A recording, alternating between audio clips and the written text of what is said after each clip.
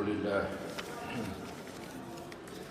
الحمد لله الذي شرع لعباده الشرائع لحكم وأسرار ورتب على امتثالها مغفرة الذنوب والأوزار. أشهد أن لا إله إلا الله وحده لا شريك له الملك الغفار، وأشهد أن سيدنا ونبينا محمدا عبده ورسوله المصطفى المختار. اللهم صل وسلم وبارك على سيدنا ومولانا محمد وعلى آله وأصحابه ومن تبعهم بإحسان آناء الليل والنهار. أما بعد، فيا أيها المسلمون أوصيكم وإياي بتقوى الله وطاعته فقد فاز المتقون وخسر الكافرون. Hadirin kaum muslimin rahimakumullah, segenap jamaah Masjid Jami Al-Ittihad yang saya muliakan. Mudah-mudahan kita semua dimuliakan oleh Allah Subhanahu wa taala di dunia dan di akhirat. Amin ya rabbal alamin. Dengan mengucapkan syukur alhamdulillah, di siang Jumat ini kita telah berkumpul bersama-sama untuk melaksanakan salah satu kewajiban kita kepada Allah, yaitu kewajiban sholat Jumat. Selalu kita mengharap setiap kali kita beribadah mudah-mudahan diterima dan diijabah oleh Allah Subhanahu wa taala. Semoga dengan kemurahan Allah selalu diampuni kekurangan, kesalahan dan dosa-dosa kita. Dan juga kita mengharap semoga Allah bukakan pikiran kita dan hati kita sehingga kita dapat menerima dan menyerap ilmu-ilmu dan petua-petua serta nasihat-nasihat agama. Amin ya rabbal alamin. Hadirin kaum muslimin rahimakumullah, sudah menjadi kehendak dan iradat Allah Subhanahu wa taala menciptakan manusia diberikan yaitu hawa nafsu dan keinginan. Semua manusia tak terkecuali Allah ciptakan demikian. Ada hawa nafsu dan keinginan, juga Allah berikan akal pikiran. Bahkan Allah turunkan agama buat mereka. Inilah saudara-saudara yang membuat manusia bisa jadi baik dan juga bisa jadi jahat. Bila mana seseorang hanya menuruti keinginan dan hawa nafsu, kemudian tidak menimbang-nimbang dengan akalnya, bahkan tidak mengikuti ajaran agama Islam, maka akibatnya manusia tak ubah seperti hewan. Tapi kebalikannya, bila manusia bisa mengendalikan hawa nafsu dan keinginan, memakai akal pikiran, ditambah dengan mengikuti agama, maka dia menjadi manusia yang baik, seolah-olah dia seperti malaikat. Hadirin, sebulan penuh kita berpuasa yang lalu. Di situ kita dididik untuk mengendalikan keinginan dan hawa nafsu. Manusia wajar punya keinginan makan, nafsu makan, minum. Tapi di bulan puasa yang kemarin kita dilarang. Terhitung dari subuh sampai maghrib. Ini bukan hanya sehari dua hari, bukan hanya seminggu dua minggu, tapi penuh satu bulan. Di situ saudara-saudara kita mendapat pelajaran dari Allah. Langsung ini pelajaran dari Allah Subhanahu wa taala kepada kita, yaitu pelajaran mengendalikan keinginan dan hawa nafsu. Jadi kalau begitu, keinginan dan hawa nafsu bisa dikendalikan. Buktinya di bulan Ramadan kita bisa.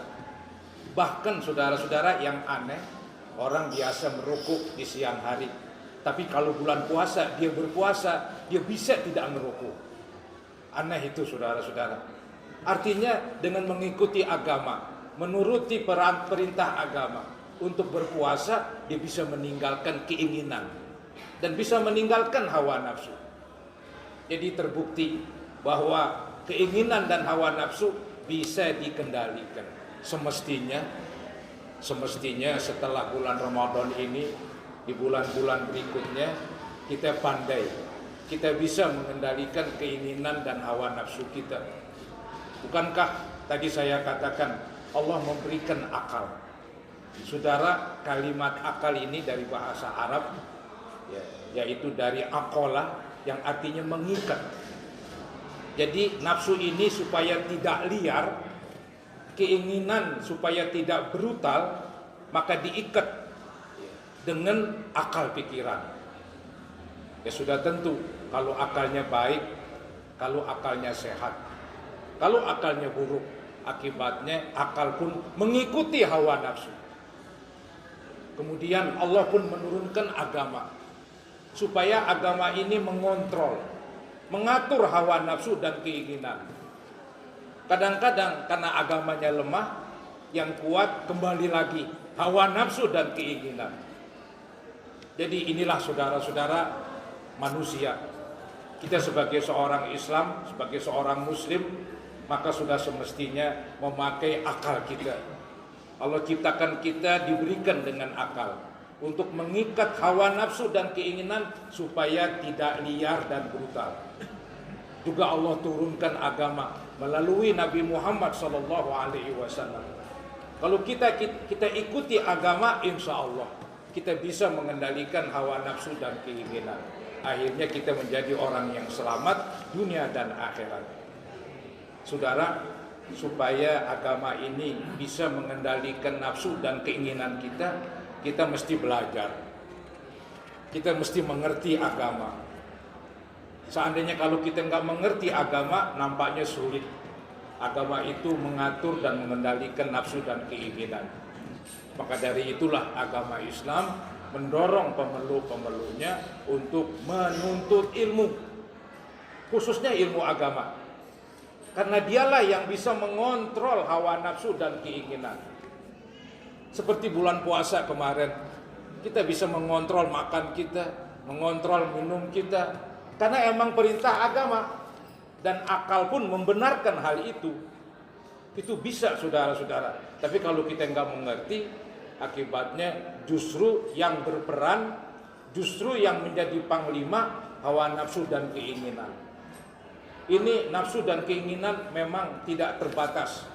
Manusia ingin berbuat apa saja dengan keinginan dan hawa nafsu. Terjadinya kekacauan di dunia ini, seperti perkelahian, tawuran, pembunuhan, begitu juga perampokan, perzinaan, pemerkosaan, walhasil segala macam kekacauan itu kan atas dorongan keinginan dan hawa nafsu, tanpa dikontrol oleh akal. Lebih-lebih tidak dikontrol dengan agama. Akibatnya manusia terjerumus ke dalam perbuatan jahat. Jadi begitu dahsyat hawa nafsu, dia lebih dahsyat dari setan. Saudara, setan itu hanya menunggangi hawa nafsu dengan cara membisiki. Itu aja kekuatan setan. Setan gak bisa memaksa kita dengan kekuatannya. Dia hanya bisa membisikkan, kemudian nafsunya nurut. Maka jadilah nafsu itu kendaraan setan. Ini diterangkan oleh Allah di dalam Al-Quran. Allah berfirman, menceritakan tentang bagaimana setan di hari kiamat nanti berkata, kata setan, wa ma kana liya 'alaikum min sultan. Setan berkata nanti di hari kiamat, tidaklah saya mempunyai kekuasaan kepada kamu, hai manusia. Setan mengaku dia nggak punya kekuasaan terhadap manusia. Jadi apa yang dia kerjakan tuh setan? Nah, ini diterangkan di ayat selanjutnya. Illa an da'autukum fastajabtum li. Kecuali saya hanya mengajak kamu, wahai manusia. Jadi setan hanya bisa mengajak. Istilah kita membisikkan. Kemudian bisikan setan diterima oleh kamu, katanya. Maka bala talumuni walumu ampusakum. Untuk itulah jangan kamu mencela saya, kata setan. Celaklah diri kamu sendiri. Jadi saudara-saudara, di hari kiamat setan ini angkat tangan. Dia mengatakan saya nggak punya kekuasaan kepada kamu, hai manusia. Begitu. Wa ma kana liya 'alaikum min sultan. Nggak punya kekuasaan. Illa an da'autukum fastajabtum li. Kecuali saya hanya ngajak, saya hanya membisikkan, kemudian kamu ikutin. Jadi yang salah manusia. dibisikkan oleh setan, kemudian mau aja. Maka terjadilah kekacauan. Akal sehatnya tidak berfungsi. Agamanya juga demikian. Inilah terjadi saudara-saudara apa yang terjadi di muka bumi ini. Maka dari itu kita sebagai orang Islam pandai-pandailah mengendalikan hawa nafsu. Saudara, ada ungkapan ulama yang sering saya katakan di dalam satu syair yang menceritakan tentang dahsyatnya hawa nafsu. Ada dalam syair dikatakan tawaqqa nafsaka la ta'man ghawailaha. Artinya jauhilah diri kamu dari hawa nafsu. Jangan merasa aman dengan bencana yang ditimbulkan oleh hawa nafsu. Jadi kita disuruh mengendalikan hawa nafsu. Jangan merasa aman dengan nafsu yang kita miliki. Pan nafsu akhbasu min sab'ina syaitana. Sesungguhnya nafsu itu lebih jahat dari 70 setan.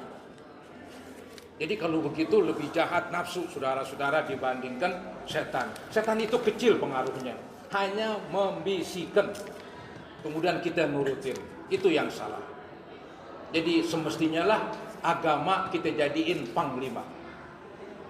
Agama kita jadikan yaitu pedoman dalam hidup ini. Tanya agama sebelum berbuat.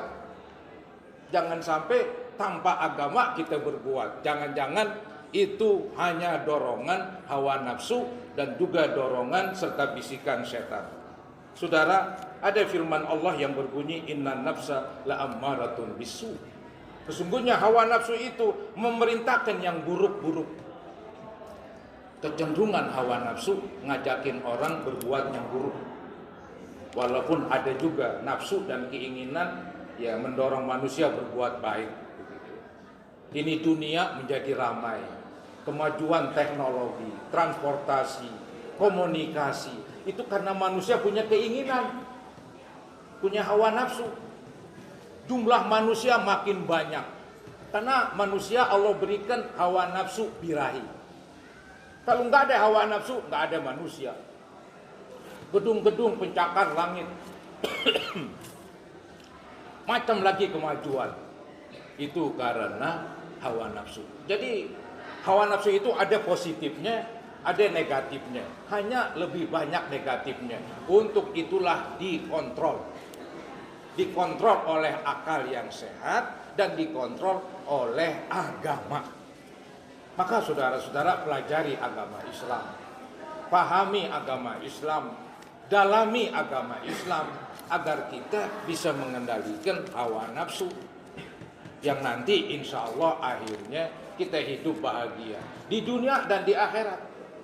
Ketahuilah orang-orang yang istilahnya hidupnya hancur di dunia, mungkin berujung di penjara karena menuruti hawa nafsu, nggak mengontrol dengan akal sehat dan tidak mengontrol dengan agama. Dan orang-orang yang bahagia di dunia dan akan lebih bahagia lagi di akhirat karena dia bisa mengendalikan hawa nafsu dan keinginan, dikontrol dengan akal yang sehat dan juga dikontrol dengan agama. Inilah yang perlu kita ambil dari pelajaran puasa kemarin. Pandai-pandailah mengendalikan emosi, pandai-pandailah mengendalikan keinginan, dan pandai-pandailah mengendalikan hawa nafsu. Mudah-mudahan Allah Subhanahu wa taala memberi taufik dan hidayah kepada kita sekalian. Amin ya rabbal alamin. A'udzubillahi minasyaitonir rajim. Bismillahirrahmanirrahim. Wa inna katsiran la yudilluna bi ahwaihim bighairi ilm. Barakallahu li wa lakum bil Qur'anil azim wa nafa'ani wa iyyakum bima fihi minal ayati wa zikril hakim. Wa taqabbala minni wa minkum tilawata innahu huwas samiul alim. Aqulu qawli hadza wa astaghfirullah li wa lakum wa liwalidayya wa liwalidikum ولجميع المسلمين والمسلمات والمؤمنين والمؤمنات فاستغفروه إنه هو الغفور الرحيم.